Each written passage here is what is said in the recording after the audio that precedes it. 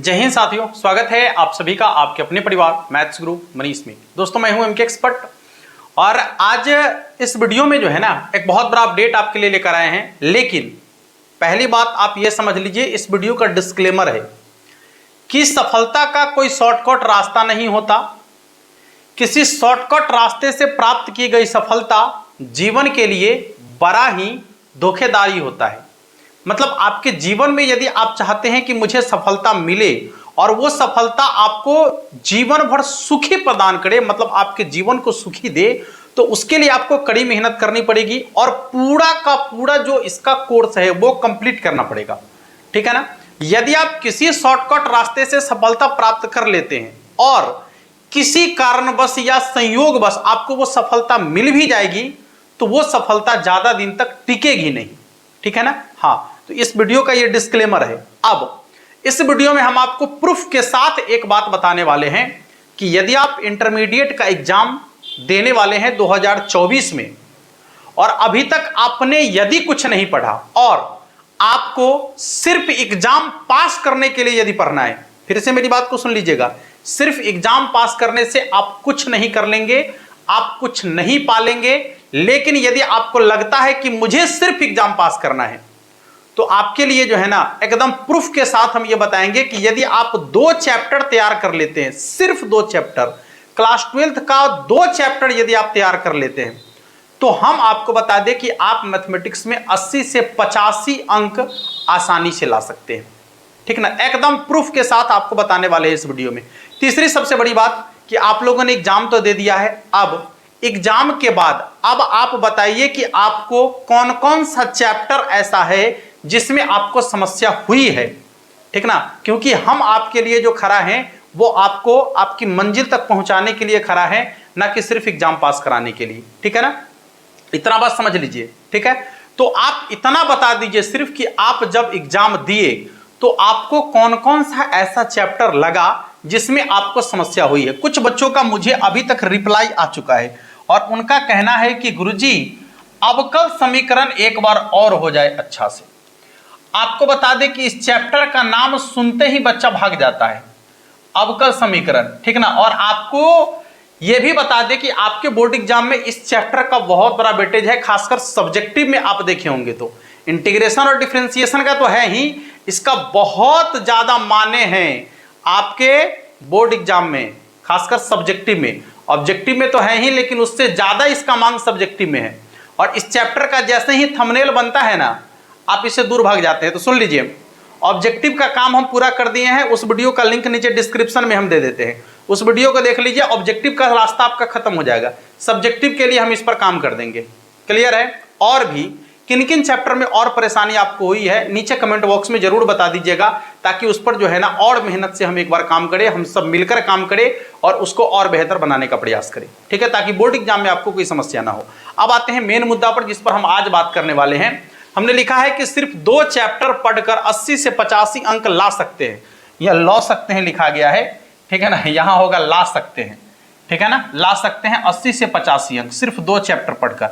अब आप कहेंगे गुरुजी कैसे ला सकते हैं, हम कहेंगे बिल्कुल ला सकते हैं। आप कहेंगे वो कौन कौन सा चैप्टर है, हम आपको प्रूफ देने वाले हैं, इसलिए आराम से रुके रहिएगा।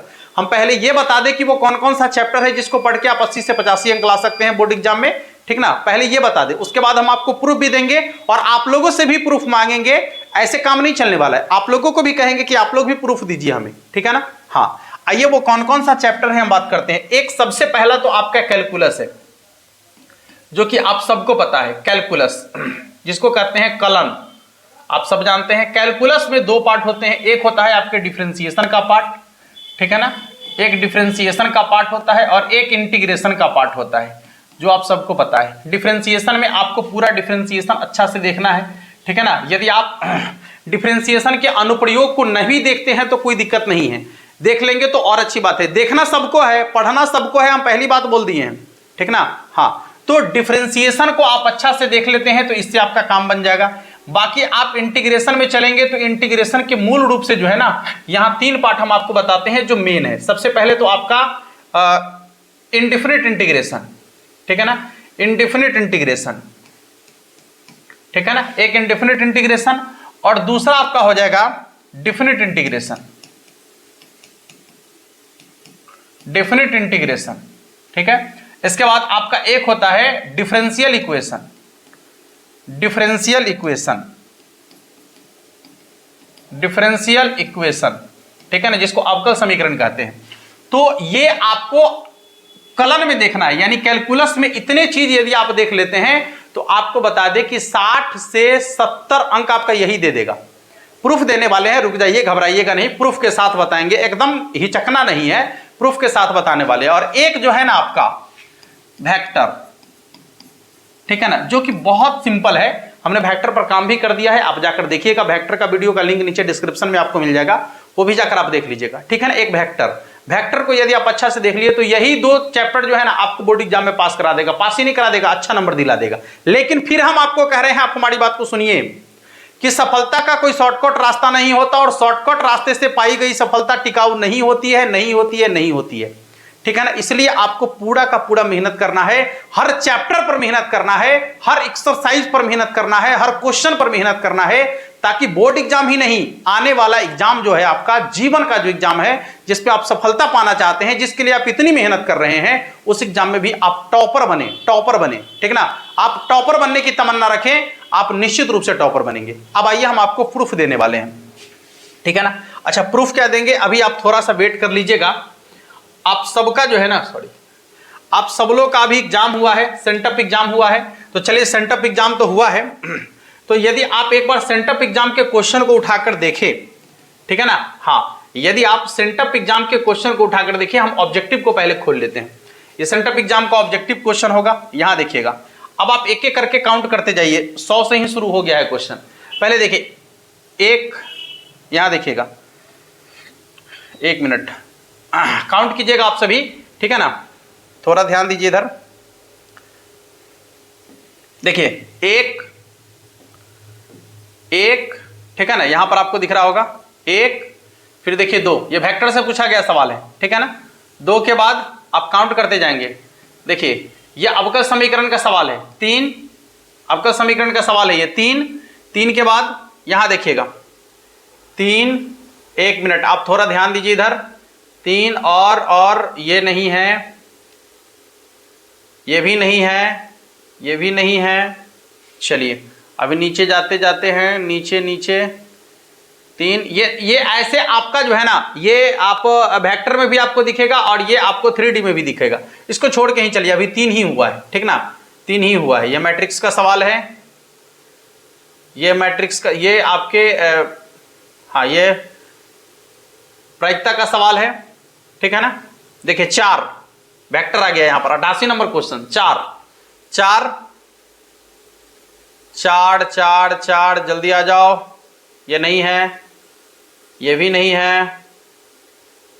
5 84 नंबर क्वेश्चन, 5 के बाद 6 7 82 नंबर, 7 के बाद नहीं, ये नहीं, 7 ये भी नहीं।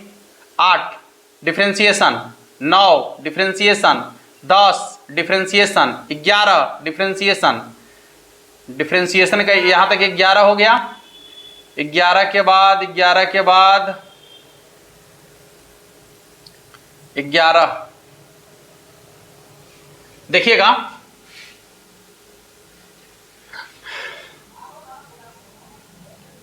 12 यहां देखिए वेक्टर का 12 12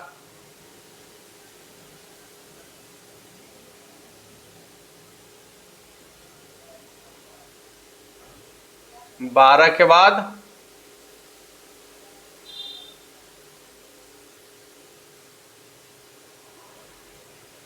13 14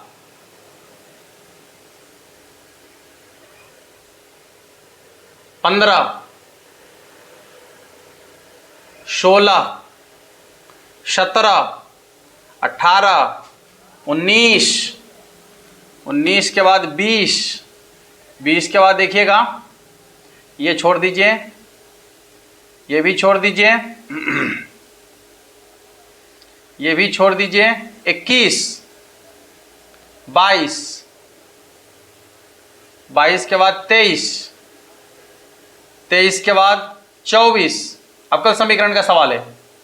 24, 25, 25 के बाद 26 अवकल समीकरण, 27 वेक्टर, 27 के बाद 28 अवकल समीकरण, 28, 29 डिफरेंशिएशन, 30 डिफरेंशिएशन, 31 डिफरेंशिएशन, 32 डिफरेंशिएशन, 33, 34, 35, 36, यहाँ देखिएगा 37, ये है 38, ये 39, ये 40, ये 41, ये 42, 42 के बाद ये 43, ये 44, ये 45, ये 46, ये 47, ये 48, 48 के बाद ये 49, 49 के बाद ये 50। आपको 50 ही बनाना है, लेकिन 51, 52, 53, 54, 55, 56, 57, 58, 59, 59 के बाद 60, 61, 61, 61, यानी कुल मिलाकर 61, 2 चैप्टर से कुल मिलाकर कितना क्वेश्चन पूछे गए हैं? 61 सवाल आपसे पूछे गए हैं, जिसमें बनाना आपको कितना है? 50। 11 को आप छोड़ सकते हैं, सिर्फ 2 चैप्टर से ही हम सिर्फ 2 चैप्टर से बात किए। किसका? एक तो वेक्टर और दूसरा कैलकुलस। वहां से 61 क्वेश्चन आपके बोर्ड एग्जाम में पूछा गया है। बात समझ में आ रहा है? जिसमें 11 को छोड़ दीजिएगा तो 50 को बना दीजिएगा। बात समझ में आ गया? तो यहां से आपका 50 अंक कंप्लीट हो गया सिर्फ 2 चैप्टर से। अब थोड़ा धैर्य बनाइएगा, अब आगे चलते हैं। देखिएगा 1 मिनट,